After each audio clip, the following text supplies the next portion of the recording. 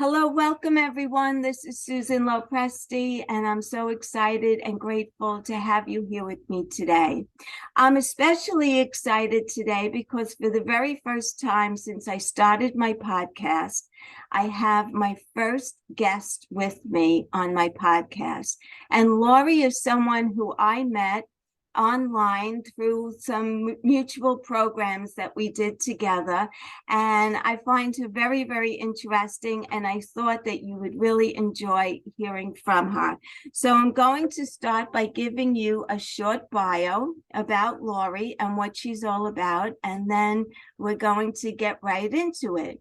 So Laurie Leehan is a Massachusetts-based spiritual medium, an angel card reader, Reiki master, and upcoming podcaster. Acclaimed for her work in spiritual mediumship and holistic healing, Laurie's career has spanned over 15 years of training and a lifetime of empathetic knowing.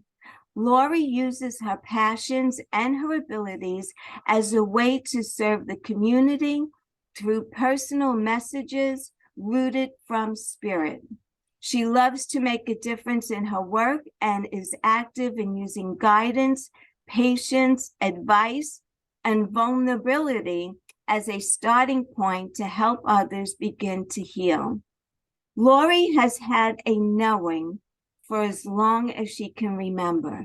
Her intuitive abilities have continued to grow since childhood and became more acute after a neck injury from a car accident in 2007.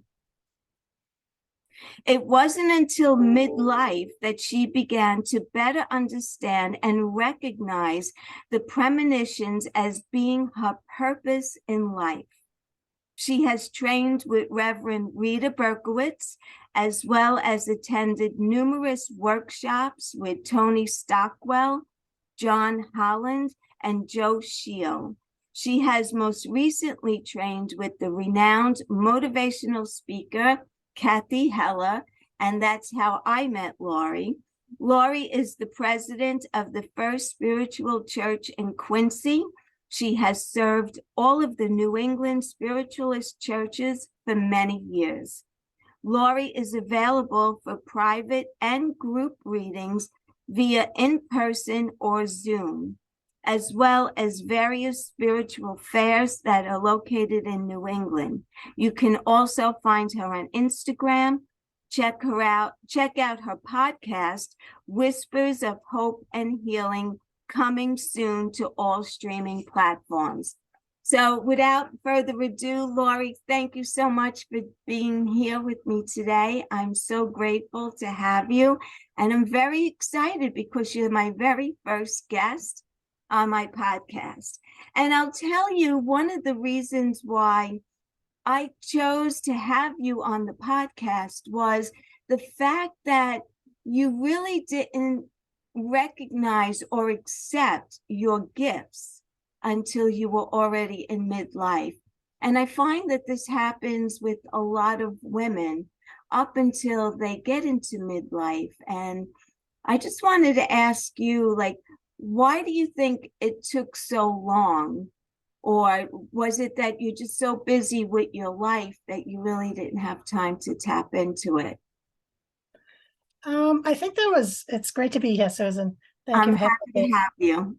And regarding your question, I was a single parent, so I spent the last 20 years raising my kids.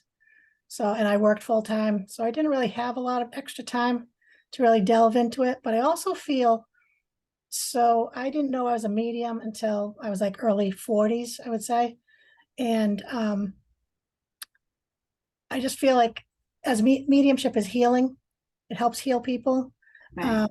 And I feel like I probably needed the experiences that I had prior to midlife to be able to use those experiences to help others in the work that I do, both healing and mediumship. Right. Okay. So what I know you said, and I read in your bio that you had knowing very early, but can you recall how young you were? Were you 2 or 3 years old or a little bit older than that?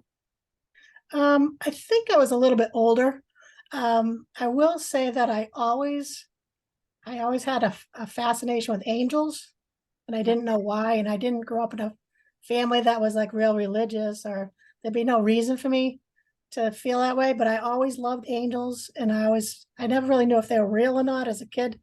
And I just loved angels. I always had to have angels like in every room, and I have sisters that kind of made fun of me because of that.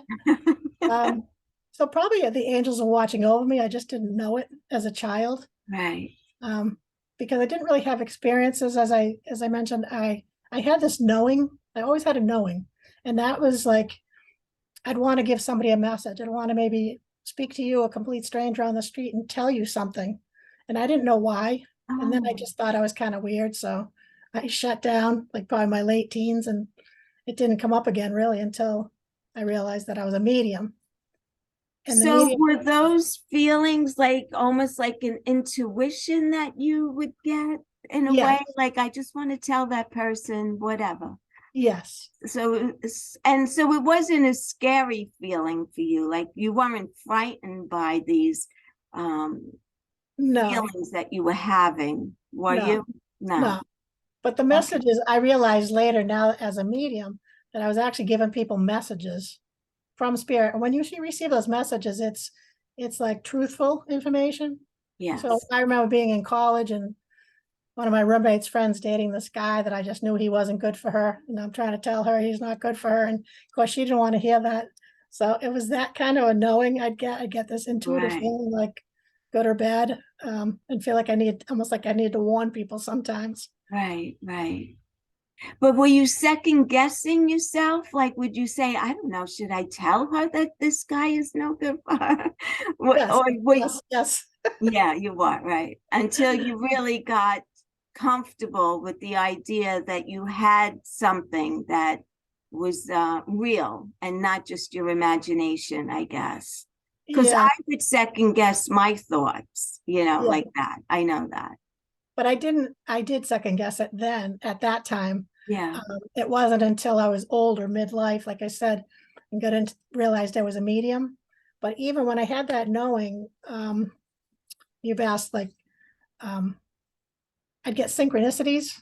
Right. If you know what a synchronicity is, like you're thinking about, should I do this? And the truck drives by that says, just do it. Yeah. Or you're thinking about something, somebody, and then you see a license plate and that the numbers or letters relate to the person you're thinking about. Yeah. Like that used to happen to me all the time.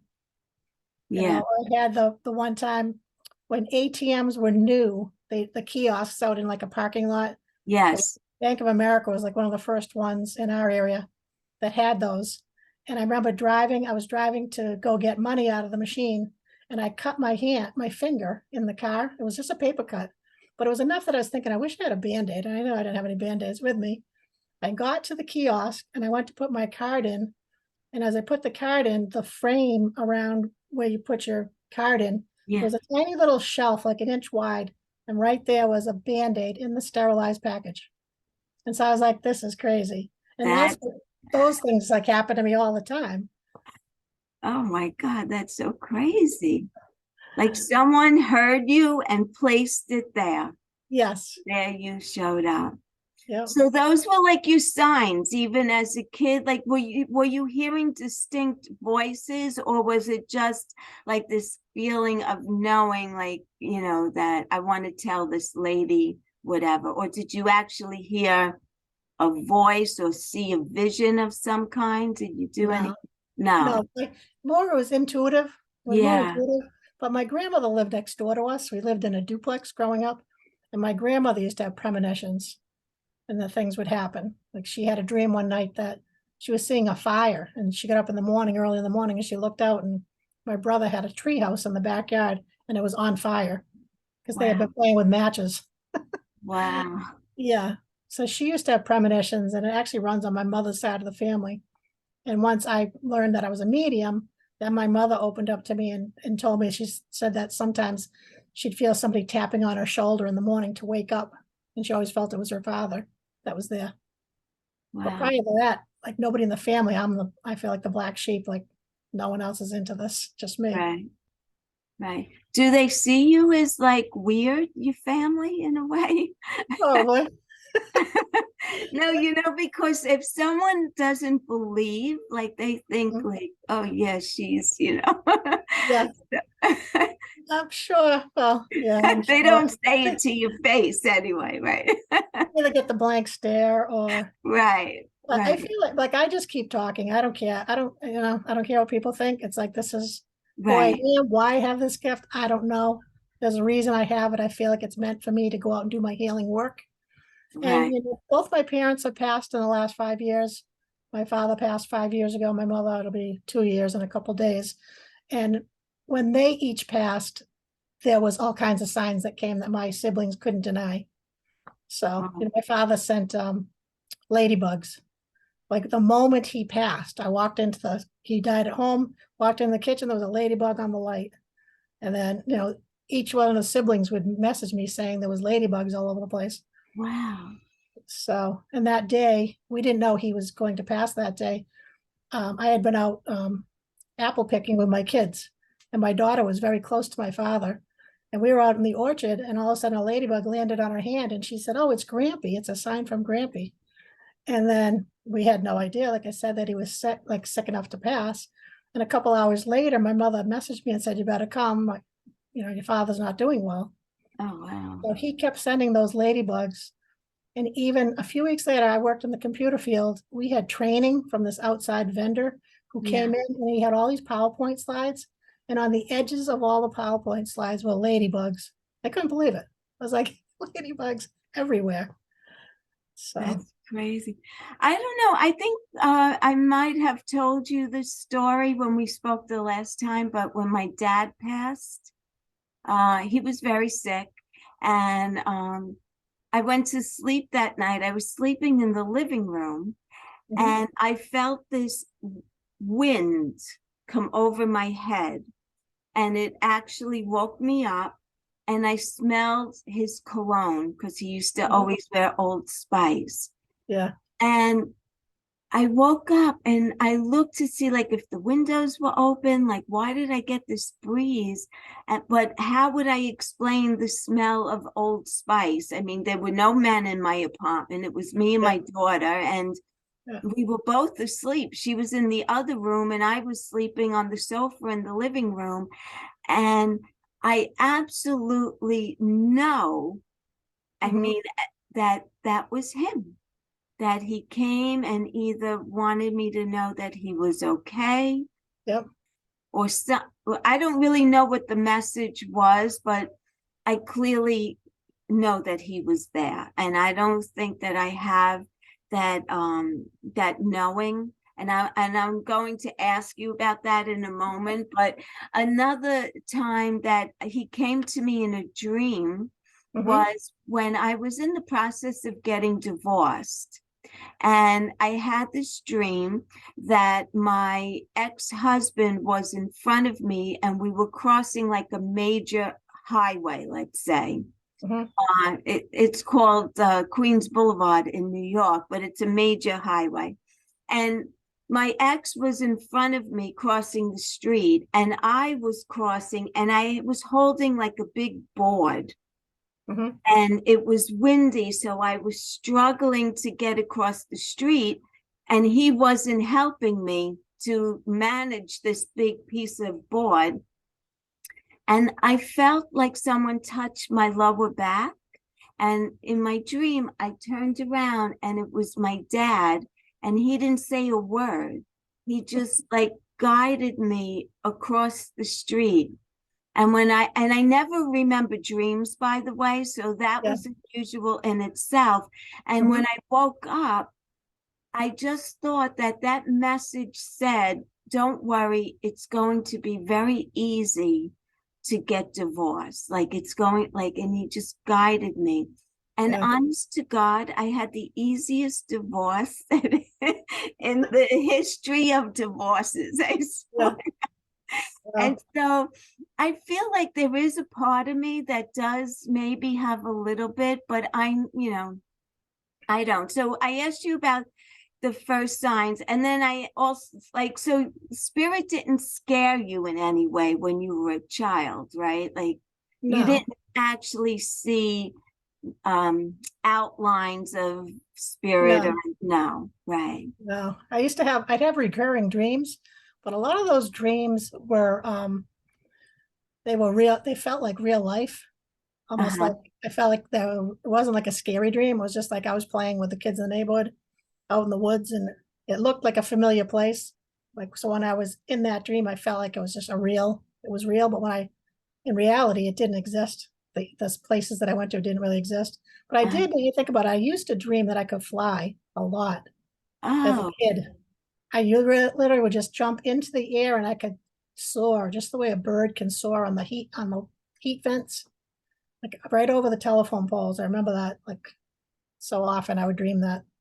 and you know what's interesting? I used to dream that I was trying to run and I couldn't run. Like I was running away from something, but I just couldn't get the momentum to get Mhm. off the ground and stop running. So you had that, and so I wonder what that means. Did I feel stuck? Maybe I felt stuck in my life. It could have been when I was married. I don't even know. Maybe you were afraid to fly. Yeah, I don't know. I So don't know. spirits, you mentioned your father coming to you in that dream. The easiest way for spirit to come through to you is in dreams. And Because dreams. when we're sleeping, we're at a different energetic level, and it's Yeah. easier for them to connect with us.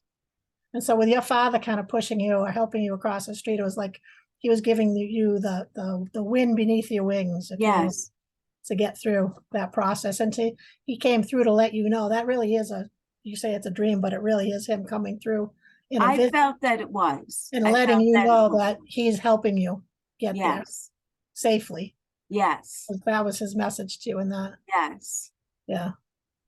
So even if someone doesn't have the ability, you still are able, because clearly I was able to get that message.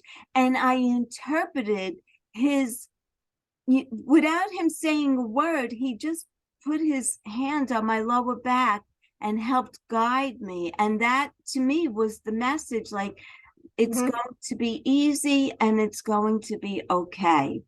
And Yeah. it helped me in my divorce because I kept thinking back to that Mhm. memory that I had, that dream, or I Yeah. call it a dream, but I think it was really him talking to me, and Yes. it was crazy We and all have, not scary, not yeah. scary. Yeah. I mean, we're all intuitive. So we all have that connection. We're all energy, quantum physics, everything's energy. So we're still connected, even when they're not physically here anymore, they're still energetically, they're still here with us, watching over us, helping us. You call Right. them in, they're coming in. Sometimes people say, I don't see signs, but the signs are always there. It's looking, noticing. Sometimes they're very subtle. Sometimes they're blaring, Right. you know. So if we're all energy, I mean, I'm a Reiki healer also, so I know about energy, but so can anyone really develop this skill? Like if I wanted to be a medium, is there a way for me to open up these channels to receive, or it Yes. has, there is? Yeah, I think so. Yeah. I actually teach mediumship, the beginner level. So it's Oh, fascinating to see someone that says, I've never done this once. And they do a reading. They can do a reading that's, yes, it might not be lots of detail, but they get some of the basic information and it's phenomenal to see it. It's amazing. So now do you do that virtually, that teaching, like on Zoom or anything? I'm going to be setting up a class on Zoom soon, very soon. Oh, Um, oh, that's it'll be great. out on my website. Yeah. I'd like to Uh, put that on my blog, to on my podcast so that people know about that. okay. Yeah, that'd be Yeah, great. very cool. Yeah. So you Um, feel that anyone could really tap into that? oh yes, definitely. The first thing would be to do meditation.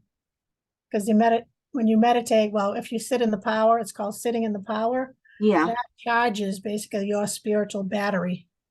And you're connecting when you sit in the power, you're connecting to source, the highest power. to God, whatever it is you call that.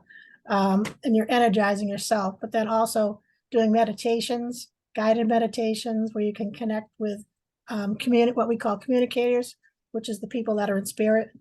There's tons and tons on YouTube, all kinds of meditations that you can do. And if you meditate every day, you will start to have a shift and feel the presence of spirit. Because when I learned Reiki, my Reiki teacher would say, you should meditate every day. And when I did that, I had so many, I still didn't really know I was a medium. I had so many visits from spiritual. I'd feel like someone's standing next to my bed. I'd feel like, and my teacher would say, oh, invite your guides to come with you, go shopping and this and that. So one night I said, if someone's here, show me a sign. And I got into bed and I was facing in towards the middle of the bed. And Yeah. within 30 seconds, somebody tapped me on the shoulder. And that scared me because I was like, oh, okay. You can be here. Don't touch me again. Keep your hands to yourself. Yeah. Yeah. Do you have any idea who that could have been? Was it like maybe someone, an ancestor of yours or anything? No, it was my grandfather, but I didn't ask at the time. Right. That's the other thing is if you feel like there's somebody around you, people say, oh, I felt like there was a woman in my house or wherever. Ask who it is. Just say, who are you? Why are you here? And see if you get any information back, if you get any kind of a telepathic knowing. Yeah. Yeah. What they're doing. My daughter has had that experience. She has an uncle of hers who passed away young. And she told me one night, I wasn't home, and she told me that she saw a shadow on the wall. And then the shadow like peeked into her room. And she said, I didn't get scared and I knew who it was. She said she knew that, and she was trying to locate his son because they're the same age. And so she had been doing like a lot of like looking up his mom and trying to find out where they moved to. And sure enough, they ended up not too long after that shadow situation, she found her cousin, his son. So that was interesting. Yeah. It's funny that she said she wasn't afraid too. She wasn't. Because I do feel like the younger generations now, they're not afraid. They're not, it's almost. Well, she was about 20 when that happened. It's been a couple of years ago now. So she was, and she really, he's her only first cousin. Oh. So she has a lot of second and third cousins, but no first cousins, only this one. And they're almost the same age. And she really wanted to connect with him. And she ended up being able to. And she feels that his dad was in the house that day. And brought them together. That's pretty cool. Yeah. So do you see it as a gift? Like, because I think it's a gift. Do you feel like it's a gift that you have that you want to share with others? Yes, I definitely feel it's a gift. As I mentioned, I feel like when you're doing mediumship or you're healing, you're helping heal people. There's a lot of times, maybe you couldn't be with the person when they passed, or there were words left unsaid. I mean, someone could have passed away today. They could have passed away 30 years ago. And people are holding on to all of that. And as soon as you can prove the continuity of life and prove that their spirit is still alive, it just gives so much. It gives closure, it gives healing. And when you see that with somebody, you realize why the work is so important. And you can't worry, because there's plenty of people that don't believe in mediums. They think it's all fake and you're making these things up. You can't worry about that. You just have to do the work and know what, you're doing what's right in your heart. Right. Best for others. Well, I grew up Catholic, and I don't practice like a Catholic religion. I don't go to church or anything like that. But I remember hearing that it's against the Catholic religion to actually talk to a medium or have them do a reading for you. And of course, because I'm a nonconformist in every way, I've been to plenty of mediums and had, I had a big party in my house, like a reading party in my house. Yeah. And I wanted to talk to you about that because the medium that came, she was well established and been doing it for a long time, but she brought a friend with her who was just beginning to develop this gift. So Sandy thought it would be a great idea to bring her along. And I had 13 women in my house and we were sitting around. And this lady, I would say after 20 minutes, she told Sandy that she can't stay. She says, I feel like everything is coming at me at once. Like the energy was too much for her.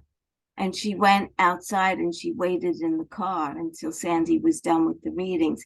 But Sandy had said that as you get more into it and, it's a bigger part of your life, you're able to tell spirit that you don't want them right now, or you can set boundaries with them. And Yes. she wasn't able to do that at that point. Yeah, that's true. Yeah. So when I first started doing mediumship, the same thing happened to me, that spirits just start coming in randomly from all over the place, and they don't really belong to anybody in particular. You don't know unless they can tell you. And for Right. me, I had a lot of children that were coming to me, so it was kind of upsetting that, they'd come through and I'd say, well, am I going to run into your mother, or like, do I know you? Which I usually didn't know these kids. Right. So yeah, you have to set boundaries, because you also can get physically sick if you're constantly just doing the work and not clearing yourself and not doing self-care, which is shutting down the energy.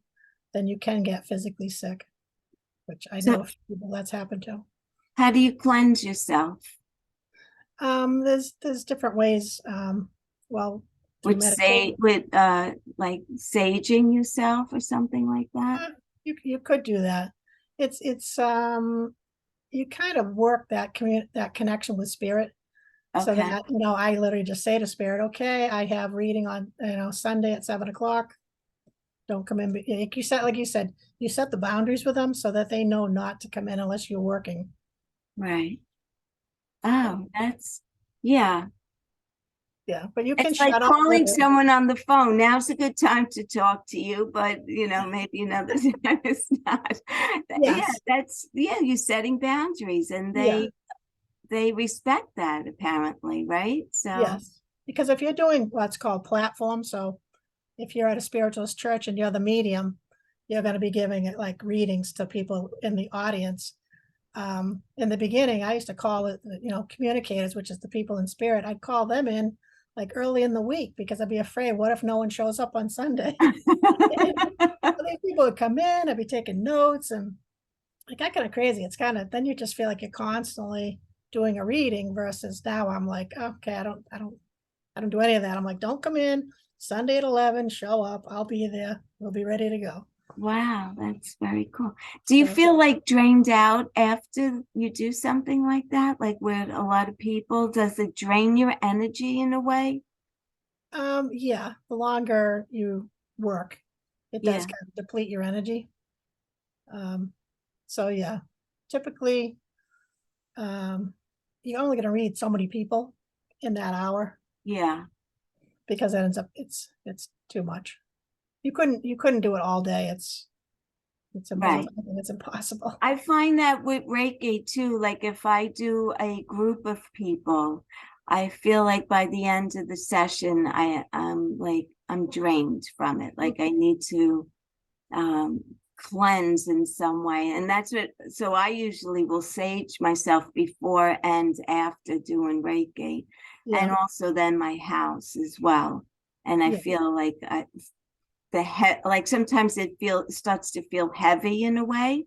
yeah, And so yeah, it seems to work for me. yeah. When Um, you said the Reiki, I do shower myself with Reiki whenever I do my work. I'll shower myself with Reiki at the end, and then I call in Archangel Michael, who's a uh-huh. protector. He's got a big sword, and I ask him to cut any cords that don't serve me. and then disconnect. So I disconnect from like everybody I've worked with and send that out to Right. be transmuted. Oh yeah, that sounds good. And that clears too. Yeah, it's a good point. Yeah. Um, so you did say that you believe that we all have the capability to tap into spirit. Yes. Um, and you said meditation is probably the first step Yes. leading to that. And I guess really wanting to is also, but although for someone who wants to, maybe, but you didn't have this that you wanted to be a medium. It just came to you. But I feel like it's really your calling. So you were in the computer business for over 30 years, but Yes. I'm sure that what you did in the computer business doesn't feel like your life purpose as much as this does. Am I right? Oh yeah, definitely. Yeah. Definitely. Like that was a job. Right. That was a Yeah, job and I was good at it. So I did that. That was my career, right. basically. But also, until I realized I was a medium, I never even heard of spiritualist churches. I didn't never heard of spiritualism as a religion. I didn't know anything about that. I didn't have anybody in my surroundings, friends or family or anybody that was involved in that. And now Mhm. that I do belong to a spiritualist church, I'm amazed at like some of the people have been into this. They've learned about it back in like the 1970s. And I'm thinking 1970s, I was still like just a kid riding my bike in Yeah, the neighborhood, you know? me too. They were, they were already doing this work. And why? I mean, I was baptized Congregationalist. I was raised as kind of a kid Episcopal. And then as an adult, once I went to college, there was always a Catholic church on campus. And then when I got married, I converted to Catholicism, but none of those religions ever, I never felt right about any of them. I'm like, I don't know. I just don't believe. I don't believe in confession.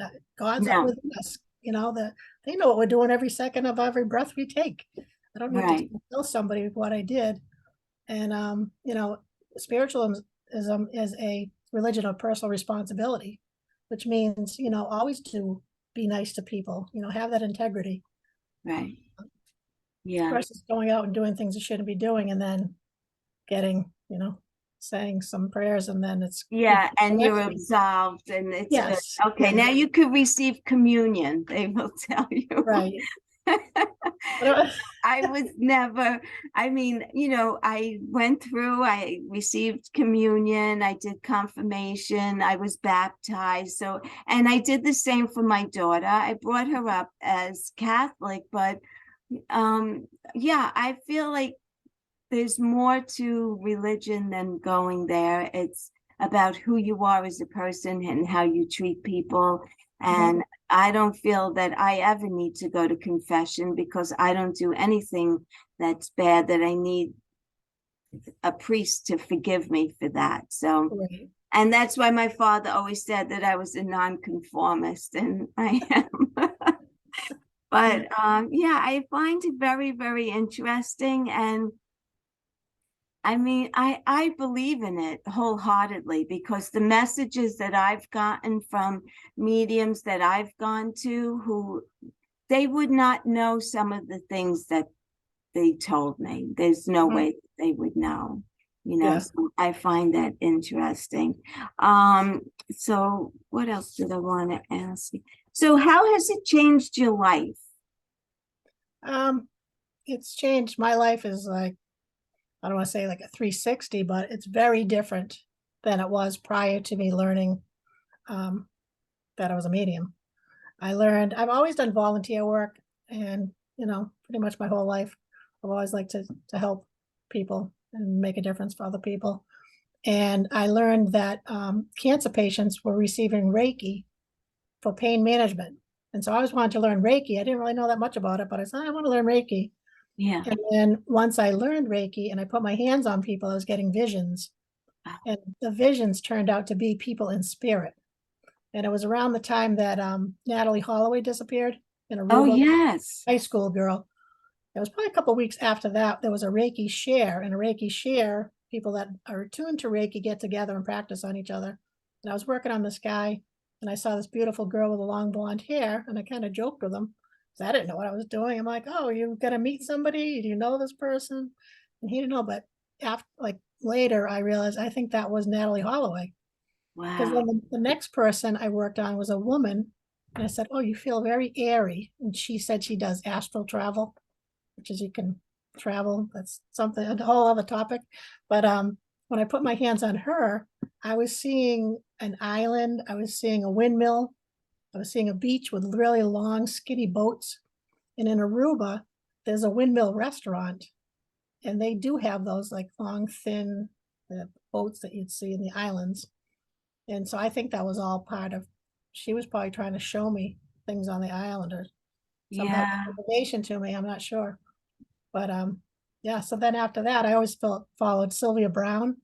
I loved her. Yes. And she had a big event in Boston, and it was probably, 1,000 people at least. And John Holland was there, and he was a new medium out of Dorchester, which is just, it's a part of Boston. Uh-huh. And he was there. And then I went to one of his events, and he was there with Brian Weiss, who does past life regression. And they gave a few readings out to the crowd, but there was like 500 people. He said, if you don't get a reading today, there's plenty of spiritualist churches in the area. And he started naming them. And he named Rita Berkowitz, who was sitting right behind me. And so that's how I ended up going to the spiritualist church. And, the minute I walked in the door, I'm like, wow, I've waited all of this, my life for this. This is like, I'm home. And I I was early 40s. I would say like maybe 42. Wow. So, So this is crazy, but I've never heard of a spiritualist church. yeah. So they're very common over in England. They're like one on every corner. But Really? here is less. In Massachusetts, we have about 6 or 7, I would say. Is that Yeah. what you would Google? Like if I want, so I live in Queens, New York. I would Yes. Google where is there a spiritualist church near Yes. me? Yes. And so what makes it like obviously it's not like the Catholic Church where there's, you sit, you stand, you kneel, you I'm So, interested in that. I never heard of that before. oh yeah. Um, so basically the services typically are about an hour and a half. In the beginning, we do healing. We do hands-on healing. So you Uh-huh. can come and sit and have healing. Um, and there's usually, maybe 6 or 8 people that are doing healing on people. Is And it Reiki? Is it Reiki that they're doing? it's whatever. I mean, there's different modalities Oh besides. yeah. So it's whatever healing modality that they're attuned to. Yes. Um, so that you can get the healing, and then there's a medium at every service, and the medium does the lecture or the address, we call it. And they talk about something inspirational that's usually related with this. We have the principles. That's called the Declaration of Principles, and we go by 9 different principles, which is, like, as I mentioned, we believe not only is there life after death, but it can be proven through mediumship. We believe in the natural laws. The natural laws constitute true religion. Um, there's a bunch of them, so that's what we believe in. But the medium, so they do their talk, maybe 10 minutes. Mm-hmm. Then the last half hour or so of the service, they give readings. So they'll give a reading to 5 or 6 people Oh typically. wow. Yeah, and that's every service. So you go to any spiritualist church, that's what they'll be giving readings to I'm people. going to find one here and Yeah, check I'm it sure there's out. got to be some in the city. Oh yeah, without a doubt, right? Yeah. Yeah, that's very interesting. So is there anything else that you want to share or let us know about in some way? And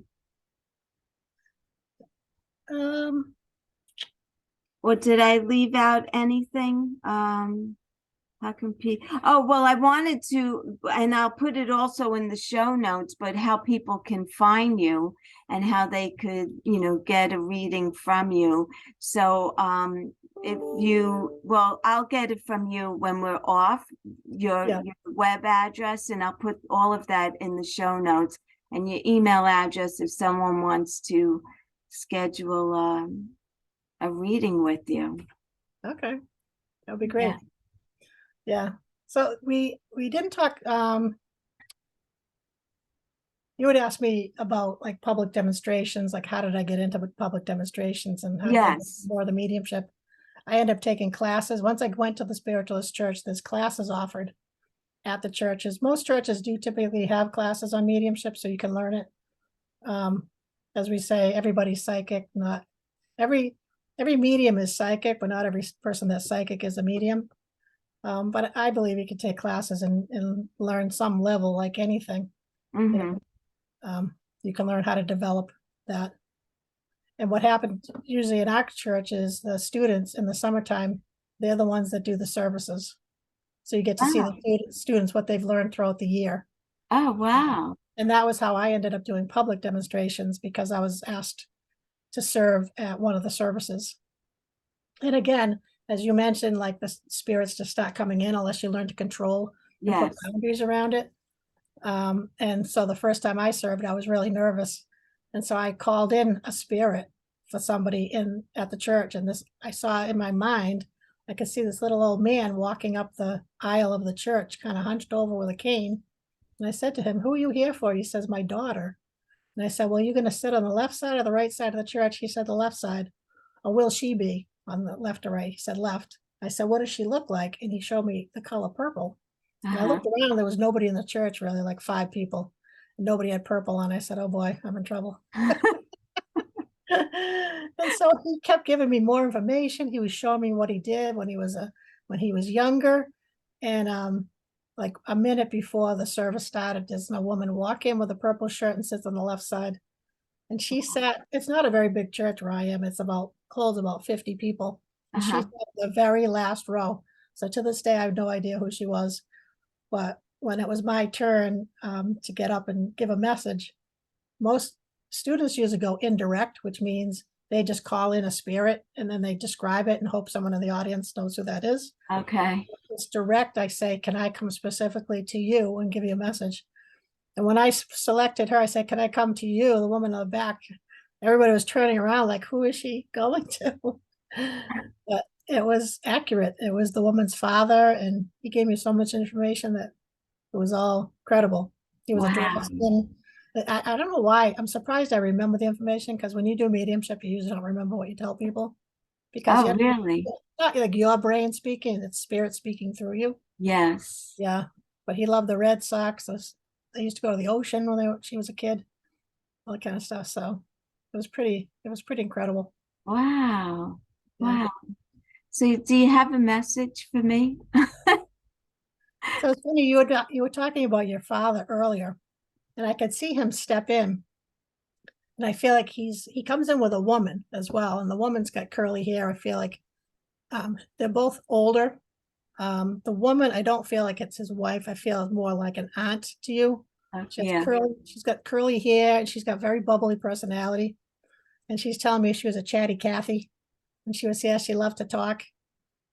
She's saying to me, I always loved a good conversation. But I feel like you would have been very close to both of these people, both the aunt and your father, because Yeah. they both are standing to your side and they're like whispering in your ear. And when I get that visual, it's usually because you had a close relationship with them. Yeah, well, I grew up in Brooklyn and we lived in a brownstone. So there were Mhm. 5 apartments in this brownstone. And I think you're probably talking about my 2 aunts that lived right below us. They both had curly hair, so it could either be Aunt Mary or Aunt Stella. Now, did one of them wear a set of pearls? Yes, my Aunt Stella. So it will be Aunt Stella. She's the one, because she shows me when you were telling me there was 2 women, I said, "Can you differentiate which one you are?" And she showed me a string of pearls that she liked to wear. Yeah, I feel like it was costume jewelry more so than real pearls. maybe. Kind of big, they're big pearls on them. Yeah, But she's got quite a personality, and she would be a lot of fun to be around. She would bring the party to the yeah. room for people. She was like the person to cheer everybody up, and Wow. always positive. And that's true. She was like the matriarch of the family, even though my grandmother was also around, but Mhm. she really was the glue that held the family together, my Aunt Mary. Yeah, That's funny. yeah. So she comes in with a lot of love for you. Yes. And she was showing me she's got like a red sweater on, like it's almost like she's preparing for Valentine's Day, honestly. So I feel Oh, like she's sending you lots of red hearts, and she's got the red sweater, and I feel like she liked the holidays, like she would like to. Uh, love them. she loved to be festive and colorful, is what she's Yes. showing me. Um, so she would have whatever color it was for whatever Right. holiday it was. If it was St. Patty's Day, she's got the green going on. Um, and orange for Halloween. So I feel like she loved the party, the She party was, of life. yes, she was very cool. That's nice. Yeah, very friendly. So, And Laurie, anything else you want to tell the audience, like where they could find you? Did you start your podcast yet? no, but I'm going to be starting that Okay. very soon. So yes, I'm starting a podcast. It's going to be called Whispers of Hope and Healing. I'm actually writing a book. It's going out to the editor within the next couple of weeks. Oh, And the book is all about my stories of from mediumship and healing, some amazing healings that have happened through Reiki and theta healing I do. oh, And wow. also stories of mediumship that, hopefully they give some people hope. When you lose a loved one, especially if you're close to them, it's very hard. It's just difficult. Some days are harder than others, Yeah. and you try to just feel like, their love is within you and their energy. Like when my mother passed, I swear she gave us her energy when she left, because I'm a different person since she passed. And she was one that was always out, she was ready for the next party. Let's go have some fun. And she'd tell me I was kind of boring. And, you know, And now are you following in her footsteps that you like to be out and having a good yeah, time? yeah. Because even as a medium, I love doing the mediumship. I love it. But it took time getting used to being in the limelight. It's just different, I was in the computer field for 35 years and I sat in a cubicle. So it's very different than being up on a stage in front of like 100 people Yeah. and trying How to do give your readings. kids feel about your new career? Oh, they love it. They both have the gift as well. Oh, So they're are like, they cultivating it more, or like are they into it, or they just know that they have it? And one is and one isn't so much, but I told them, I said, you don't have to tell somebody you're a medium. You can still give the message and still, help people. right, And it's very healing for people. right. I mean, you could have someone come in through spirit and they're telling you whatever, and you could share that generically to somebody without, I would never walk up to a random stranger on the street and be like, hey, I've so and so with you. I just don't think that's right. Right, right. You know, but you could give Like a, Teresa Caputo, she's yeah, from New York. Yeah. yeah, I yeah, used to watch her show all the time. And yeah, I she did would too. do that. She would be in the butcher or the supermarket and would tap someone on the shoulder and give them a reading. Yeah, Yeah, she was cool. I don't see her around that much anymore, but I know she is still around, but I don't yeah, think her television show is on any longer. Who yeah. knows? Maybe that'll be your next journey after you publish your book. There we go. You never know, right, Laurie? Yep, yep. I'm looking So forward to it and, helping make a difference for people. yes, I love it. I absolutely love it. And I'm so happy that you were able to make, to my podcast, and you're my very first guest. And I'm really excited about that. And I hope that everyone who's listening has enjoyed this podcast. I want to thank you, Laurie, for taking the time. And I will put all your information where people can find you. I'll get your Instagram handle, your email, your website, and I'll put it in the show notes. Okay, And great. I thank you so appreciate it. much for joining me here today. I really appreciate it. Thank you, Susan. Thanks for having Okay, me. you're welcome. We'll talk soon. Yes. Okay, take care now. Bye. Many blessings. Same here.